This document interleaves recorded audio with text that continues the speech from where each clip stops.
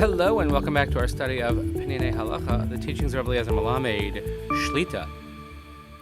Here we are, Yom Chamishi. As our week is moving along, we ask you to please continue davening for Chaylei Tzva Yisrael, for Shlomo Chol Yisrael, and a return of our hostages for Kavuras Yisrael. We dedicate our learning each and every day to Nishmat Seren Daniel Shimon ben Harav Daron V'Shelya Hashem Yikum Damo.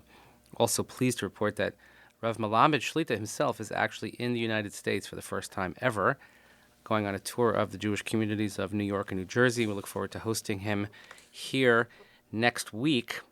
I don't think we'll have him on the podcast, but he's here every day anyway because he's sharing his Torah, and I'm just merely a shliach. So we begin a new chapter, Tefillah Amida. We're going to get into the Shemoneh Esreh.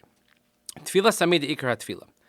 Tefillah Amida Hi Shia Shel Tefillah. He says the Shemoneh Esreh, which is known as the Amida because we stand for it, is the sort of the main part of the davening.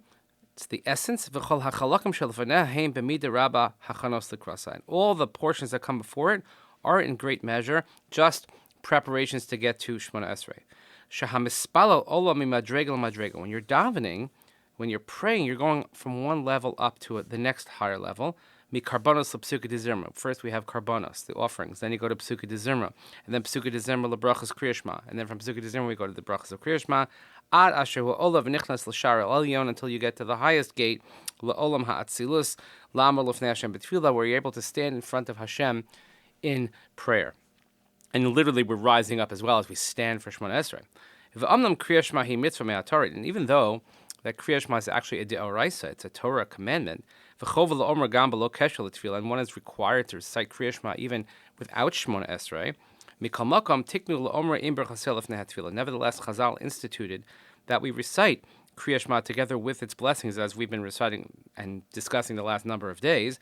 But it was instituted before Shemoneh Esreh. So this should be all as a preparatory step towards Shemoneh Esreh. Shemitoch divrei ha'emunah. In Kriya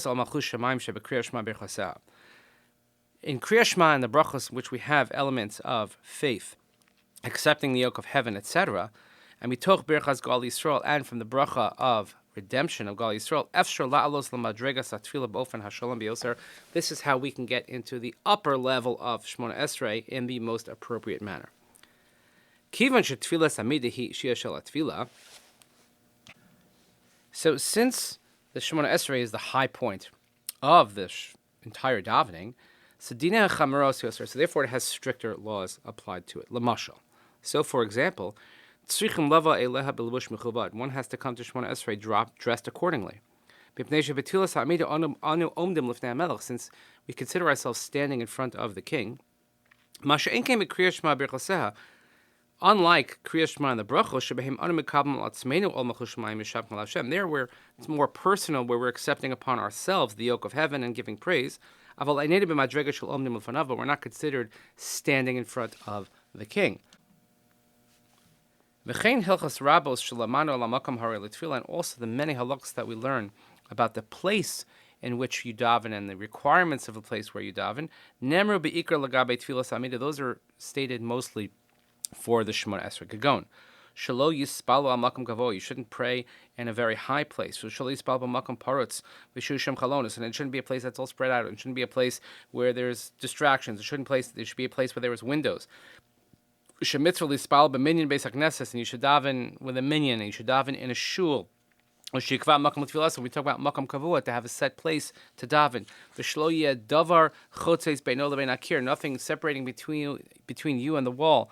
You shouldn't daven next to your rebbe or in front of him, it's right behind him. And since the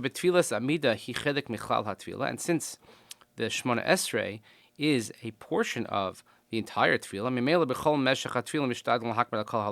so therefore we are makbid on these halachas. It's not like we're going to say, okay, I'm going to daven in an inappropriate place and then just move to an appropriate place for Shemoneh Esreh. No, it's all part of one davening, so therefore for the entire davening, we observe these halachas, but in essence, they were recited for Shemoneh Esreh.